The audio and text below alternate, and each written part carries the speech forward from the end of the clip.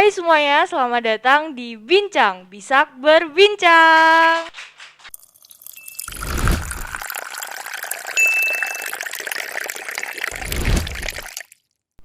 Wah, seneng banget nih, akhirnya MPK OSIS Bisak bisa ngadain podcast. Yaps, bener banget, kali ini adalah podcast pertama kita. Di episode pertama kali ini, saya Naila Damia akan menemani kalian selama kurang lebih 30 menit. Pada kesempatan kali ini, kita akan ngebahas mengenai Faculty Fire. Dan tentunya aku gak sendirian nih. Aku ditemani sama kakak cantik di samping aku, narasumber kita, Kak Aida. Halo Kak Aida. Halo. Mungkin biar Sobat Bincang lebih kenal nih sama Kak Aida boleh kenalan dulu sama Sobat Bincang. Oke, halo semuanya, adik-adikku. Perkenalkan, yang belum kenal mungkin namaku Aida Nuhanabila. Biasanya dipanggil Bilo kalau di SMA, tapi di kuliahan dipanggilnya Aida. Dulu aku alumni 4B 2021. Rombelnya IPS 1. Oh, IPS 1. Iya, sekarang berkuliah di Prodi Ilmu Komunikasi, Fakultas Ilmu Sosial, Universitas Negeri Yogyakarta, angkatan 2021. Seperti itu. Jadi sekarang kakak kuliah di UNY, Iya. Fakultas Ilmu Sosial, prodinya Ilmu Komunikasi. Wah, Iya. keren banget sih Kak. Terus sekarang semester berapa ya Kak kalau boleh tahu? Semester 2 baru mau masuk. Udah deh, masuk semester 2 ini. Oh, masih fresh ya Kak? Iya, benar. Jadi seperti yang aku bilang di awal tadi nih Kak, kita bakal ngebahas mengenai Faculty Fire. Jadi kemarin kita udah bikin open question gitu melalui Google Form dan udah terkumpul cukup banyak pertanyaan yang ditujukan buat Kak Aida. Kita mulai aja nih dari jurusan Kak Aida tadi, ilmu komunikasi. Ilmu komunikasi, ya. Itu gimana sih Kak prosesnya sampai Kakak bisa ada di jurusan yang sekarang ini? Oke, ini mungkin cerita tapi sedikit curhat ya, karena kan untuk menuju ke PTN itu alhamdulillah sama Tuhan aku dikasih cobaan dulu, jadi nggak langsung pada tempatnya gitu. Jadi pertama kali itu aku kan masuk ke siswa eligible untuk mendaftar SNMPTN gitu. Nah, jurusan ilmu komunikasi ini sebenarnya ya udah mau kuliah dimanapun, prinsipku ya mau kuliah dimanapun tapi jurusannya harus ilmu komunikasi kalau aku. Terus akhirnya di pendaftaran SNMPTN itu aku memilih 2 karena emang harus 2. Boleh sih milih 1 tapi ya maksimal 2, jadi aku pilih maksimalnya. Pilihan pertamaku tuh waktu itu ilmu komunikasi UGM, terus yang pilihan keduanya ilmu komunikasi UNY. Tapi mungkin karena bukan rezekiku dan juga banyak faktor yang mungkin ya jadi aku tahu kenapa sih kok nggak bisa lolos di sini gitu. Akhirnya aku harus melanjutkan perjuangan di SBMPTN. Nah, SBMPTN ini aku langsung deh tuh karena udah menganggap sepertinya dalam waktu yang singkat aku kurang bisa belajar maksimal. Karena jujur apa ya, sampai pengumuman SNMPTN itu aku belum merasakan feel belajar yang benar-benar belajar banget gitu loh. Jadi masih belajar yang sesuka hati aja, masih kayak berarti belum ada masih persiapan gitu ya, Kak? masih nunggu kayaknya aku lolos deh gitu kan. Karena kan aku mikirnya juga paling kalau nggak lolos pilihan 1 kelempar pilihan 2 gitu kan. Aku masih santai-santai banget tuh. Sampai akhirnya nggak lolos itu agak ngedrop sih, karena yang lainnya udah belajar mati-matian, ngerjain progres, ngerjain ini itu, aku kayak sama sekali belum, bahkan ngerangkum aja belum selesai gitu kan. Jadi akhirnya dalam waktu kalau nggak salah 2 minggu atau 3 minggu itu aku benar-benar fokus buat belajar SBM dan akhirnya alhamdulillah keterima di ilmu komunikasi UNY. Seperti Keren itu. banget loh Kak, waktunya padahal sebentar loh. Sebentar banget. Tapi itu kesalahanku sih, bukan karena apa ya, bukan karena aku nggak keterima atau apa, tapi karena emang kurangnya kesadaran dan aku terlalu percaya diri. Tadi kakak ikutnya SBM ya berarti? SBMPTN. Apa aja sih Kak yang perlu disiapin buat SBMPTN? Kalau SBMPTN itu kan ini aku agak lupa ingat ya, ini seingatku aja ya. Itu kan ada TPS sama TKA, jadi tes potensi skolastik sama akademik. Nah, kalau misalkan TPS itu kita kayak misalkan kemampuan berhitung, terus membaca bahasa Inggris gitu. Tapi kalau yang akademik kayak sosiologi, geografi, ekonomi gitu-gitu sih. Terus tadi katanya sempat ikut SNM juga ya? Itu Iya. sistemnya gimana sih Kak kalau SNM? Kalau SNM itu yang pertama kali pasti harus eligible dulu ya, harus masuk ke siswa eligible dulu. Setelah itu nanti mendaftar di mendaftar di apa ya, aku lupa namanya websitenya, pokoknya kita mendaftar. Nah, tapi ini tuh kayak sedikit tips dan trik juga buat teman-teman yang mungkin mendaftar SNM. Ini udah pada daftar SNM ya? Udah mulai. Nah, buat daftar SNM itu jadi kalian juga harus memperhatikan bobot nilai. Bobot nilai itu kalian mau prodi apa sih gitu. Misalkan prodi kayak aku ilmu komunikasi, atau mau ke ekonomi, atau mau ke mana, itu bobot nilainya beda-beda. Jadi ilmu komunikasi itu bobotnya nilai lebih ke bahasa Indonesia, terus bahasa Inggris gitu-gitu. Jadi nggak yang matematikanya harus bagus gitu, ekonomi harus bagus, kan nggak relate sama komunikasi kan. Nah, jadi mungkin tips and triknya teman-teman buat SNMPTN itu sih kayak melihat kalian mau ke prodi apa dan bobot nilainya kalian tuh sesuai atau enggak tuh. Terus alumni juga karena itu berpengaruh juga sih buat SNMPTN prosesnya tuh gimana. Kalau misalkan sama sekali belum ada track record alumni atau tidak ada alumni, jangan milih SNMPTN ke situ deh gitu. Jadi sangat berpengaruh. Iya, berpengaruh banget. Jurusan yang kakak pilih sekarang ini itu udah sesuai belum sih Kak sama keinginan kakak? Sebenarnya dulu aku agak masih plan banget ya, apalagi kelas 10, kelas 11 berjalannya waktu sempat pengen HI, sempat pengen hukum, tapi kan namanya kita belajar dan berproses, kita lama-lama menemukan sebenarnya apa sih passion kita, gitu kan. Kita kemampuannya di mana sih, dan selanjutnya selain kita memperhatikan passion, kita juga harus melihat dunia kerja. Besok setelah kita lulus tuh kita mau kerja apa sih, kita mau jadi apa sih gitu kan. Nah, akhirnya setelah berbagai pertimbangan aku menentukan di ilmu komunikasi, dan dimana yaitu seperti niatku awal tadi, mau kuliah dimanapun yang penting prodinya ilmu komunikasi kayak. Jadi udah sesuai banget. Kalau selama kakak di fakultas ini ada cerita yang istimewa gitu nggak sih Kak? Oke, cerita di fakultas ini mungkin ini ceritanya agak sedikit memalukan ya, karena FYI dulu aku sempat ikut olimpiade sejarah di UNY. Jadi itu yang ngadain prodi sejarah Fakultas Ilmu Sosial UNY. Setelah selesai lomba, aku itu disuruh sama guru sejarah, dulu Pak Nafi, sekarang udah pindah kayaknya Pak Nafi. Itu Pak Nafi bilang gini sama aku, Aida foto di situ dulu buat kenang-kenangan. Bener-bener di Fakultas Ilmu Sosial UNY gitu kan. Terus dengan PD-nya aku jawab gini, nggak mau Pak, saya nggak mau kok kuliah di sini. Kayak nggak mau gitu loh, bener-bener nggak mau. Nggak ada niatan. Nggak ada. Aku bener-bener nggak mau Pak, saya tuh nggak mau kuliah di sini.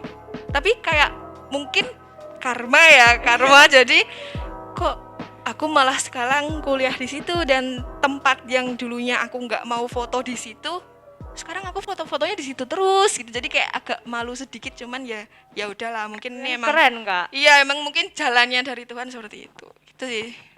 Terus apa aja sih Kak yang perlu dipertimbangkan saat kita memilih jurusan, bahkan milih universitasnya nih? Apa aja yang perlu dipertimbangkan? Oke. Jadi yang pertama tuh ya aku tahu kalau masa-masa kayak kita sekarang itu gengsi kayaknya sangat-sangat tinggi ya, gengsinya.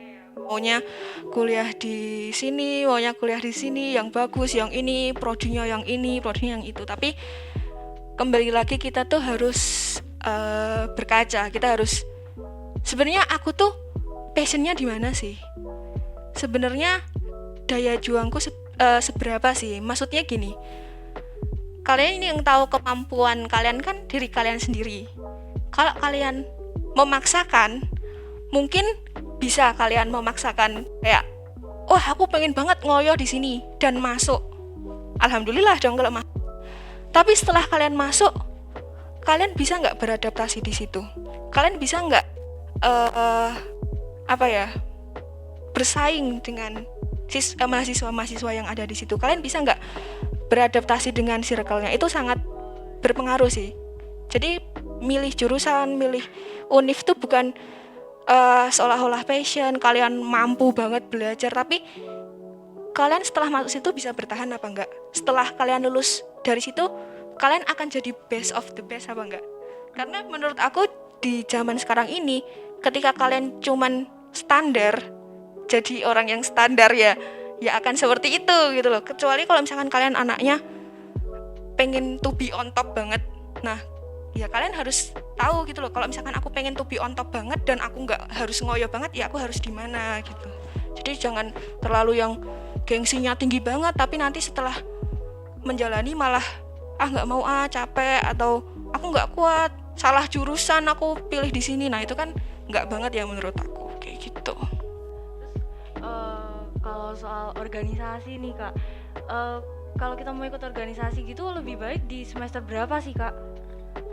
Oke, organisasi kebetulan karena aku ini masih semester 2, jadi mungkin masih belum banyak pengalamannya. Tapi menurut kating-katingku yang ngomong kayak, Dek kamu kalau misalkan mau ikut organisasi, mau ikut UKM itu kalau di SMA ekstrakurikuler. Ya, tapi kalau di kuliahan UKM, unit kegiatan mahasiswa gitu kan. Di semester 2 ini aku udah masuk UKM paduan suara di UNY. Terus aku juga udah megang beberapa event dari BMKM, event dari Hima. Itu aku juga udah join di event itu. Terus kalau organisasi, kebetulan semester 1 tuh belum banyak yang buka. Jadi kalau semester 1 paling cuman magang gitu. Kalau semester 2 ini baru mau mulai dibuka Hima. Jadi kalau misalkan dari pengalamanku, ya misalkan kalian masuk ke kuliah itu semester 1, semester 2, silahkan cari pengalaman organisasi, event sebanyak mungkin gitu. Oke Kak, makasih. Terus aku mau nanya soal circle pertemanan nih Kak. Ini circle pertemanan di kampus tuh kayak gimana sih Kak? Apa beda sama di SMA gitu? Ya buat circle pertemanan di kampus tuh sebenarnya gimana ya? Jujur ya, kalau misalkan ditanya kangen nggak masa-masa SMA, kangen banget. Apalagi aku kan ibaratnya dihitung SMA offline cuma 1,5 tahun ya, 1,5 tahun kan karena COVID. SMA tuh masa-masa yang paling indah lah menurutku, kayak seru banget, seseru itu, seru banget pokoknya. Dan ketika nanti kalian masuk di kuliah, mungkin kalian lebih banyak menemukan orang-orang yang cenderung individual, kayak karena mereka sudah punya kepentingannya masing-masing gitu loh. Kalau di sekolah mungkin kalian akan berkegiatan di lingkup sekolah, misalkan yang satunya MPK, yang satunya OSIS, yang satunya PLD, yang satunya event UFO, yang satunya Patra gitu. Tapi kan kalian berkegiatan hanya di dalam sekolah dan kalian juga saling berkonektivitas gitu ya. Kalau di kuliah itu enggak. Kalau di kuliah tuh udah ada yang freelance, udah ada yang part time, udah ada yang ngurusin BEM, ada yang ngurusin Hima. Jadi kalian tuh nggak bisa kok sesolid SMA itu nggak bisa. Jadi nikmatilah lah kalian adik-adikku ini masa-masa SMA kalian, walaupun online tapi misalkan lagi free time, kalian jalan nongki sama teman-teman walaupun masih mematuhi protokol kesehatan ya, tapi nikmatilah masa-masa itu. Jadi kalau di kuliah tuh lebih individu gitu ya Lebih Kak? individu, bener, lebih individu. Kalau soal tips pilih temen gitu gimana Kak? Tips pilih temen, waduh, aku agak itu ya, milih temen di kuliah tuh jangan jangan jujur apa adanya, maksudnya jangan yang kalian percaya banget. Kadang kan kalau punya SMA punya bestie itu bener-bener kayak dari A sampai Z diceritain kan. Nah, mungkin kalau di kuliah lebih kayak ya teman, sekedar kenal, sekedar ya masanya gitu loh. Maksudnya kayak kamu di kelas temenannya sama ini, nanti kamu di event temenannya sama ini, jadi nggak yang terlalu itu banget. Soalnya kan nggak bisa lah, pokoknya karena individual itu jadi mungkin susah kalau menemukan bestie-bestie gitu. Aku mau minta spillin dong Kak tips and trick sukses SBMPTN. Oke, ini mungkin tips and trick sukses SBMPTN-nya tuh agak kurang bisa dicontoh kalau dari aku sendiri, karena dalam waktu singkat banget, dan itu materi SBM tuh bener-bener sebanyak itu. Cuman kalau aku tuh tipe belajarnya nggak bisa kalau cuman membaca. Jadi aku tipenya belajar itu harus sambil menulis. Jadi misalkan aku belajar apa, menghafal apa, bener-bener aku tulis semuanya. Aku tulis semuanya sambil mengerjakan soal. Jadi kalau bisa adik-adik semuanya menemukan dulu bagaimana cara efektif kalian dalam belajar. Misalkan kalian anaknya visual banget, ya kalian bisa banyak lihat di YouTube gitu kan. Kalau misalkan kalian yang harus hening banget gitu, belajar dalam suasana yang benar-benar tenang, ya kalian jangan kepancing teman-teman kalian misalkan ayo nongki sambil belajar, itu nggak akan mungkin bisa masuk gitu loh ya. Jadi kalian benar-benar temukan cara belajar kalian yang benar-benar efektif, dan setelah itu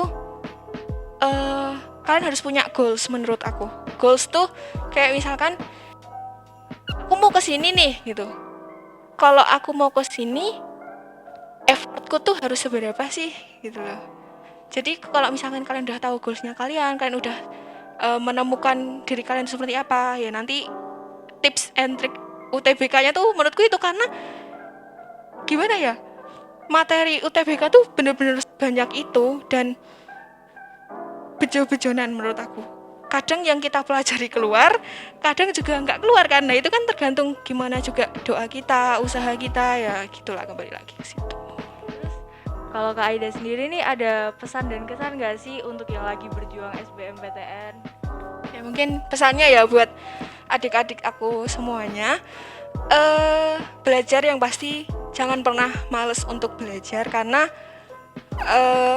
nggak akan ada kata sia-sia dalam belajar tuh, nggak ada. Pokoknya semua ilmu yang kita pelajari itu sampai kapanpun akan dibawa sampai mati juga kan, jadi amal jariah kita. Nah selanjutnya menurut aku jangan terlalu pede karena aku dulu kan kesalahannya karena aku terlalu pede ya. Jangan terlalu pede, karena ya kembali lagi kita harus realistis lah. Ya track record alumni kalian seperti apa, terus nilai kalian juga seberapa dibanding dengan SMA lain juga kan, mereka persaingannya ketat banget kan. Dan itu nggak cuman di Jogja loh. Ingat, kalian SBM, SNMPTN atau UM, kalian tuh saingannya se-Indonesia loh ya. Jangan cuman berpikir bahwa kalian safe, terus kalian mikir, oh Jogja pasti didahulukan, Jogja pasti nilainya tinggi-tinggi. Nggak bisa. Masih banyak anak-anak di luar pulau, kayak orang dari Sumatera, orang dari Kalimantan yang nilainya bagus-bagus itu juga banyak gitu ya. Jadi kalian tetap fokus belajar, berdoa, usaha, terus jangan lupa nanti apapun hasilnya kalian tuh kan kalian udah berikhtiar ya, ibaratnya kita udah usaha, ya selanjutnya kita bertawakal gitu loh. Apapun yang dikasih sama Tuhan, mungkin kayak aku sekarang nih, aku bisa protes, kenapa sih kok aku nggak di Ilkom UGM gitu kan. Tapi kan kita nggak tahu, oh rencana Tuhan tuh seperti ini loh, kayak ternyata aku di UNJ nanti bakal bisa menemukan ini kan kita nggak ada yang tahu. Nah jadi selain kita harus berdoa, berusaha, ikhtiar kita tuh juga nanti diserahkan semuanya ke Tuhan. Jangan terlalu muluk-muluk lah menurut aku, kayak gitu. Semangat juga ya, semangat juga buat adik-adikku semua yang lagi kelas 3 ini, walaupun COVID pandeminya masih sangat-sangat ya membahayakan ya, tapi jangan malah digunakan untuk males-malesan, karena mungkin kita sekarang gini, kita bisa milih udah enak rebahan main game, tapi saingannya kita di luar, mereka udah melangkah jauh banget dan kita baru mau start, kan kelambat. Gak kerasa nih ya Kak, udah cukup lama kita sharing-sharingnya. Terima kasih banyak buat Kak Aida yang udah meluangkan waktunya untuk kita semua, berbagi pengalaman untuk kita semua. Oh ya, ini kita ada sedikit bingkisan, bisa jadi kenang-kenangan buat Kak Aida sebagai ucapan terima kasih kita.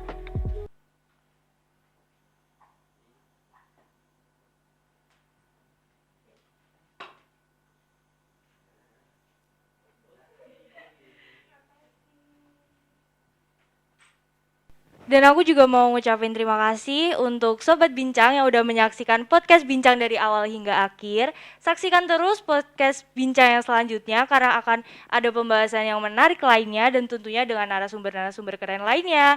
Saya Naila dan narasumber kita hari ini, Saya Ida Nabila. pamit undur diri. See you on the next podcast.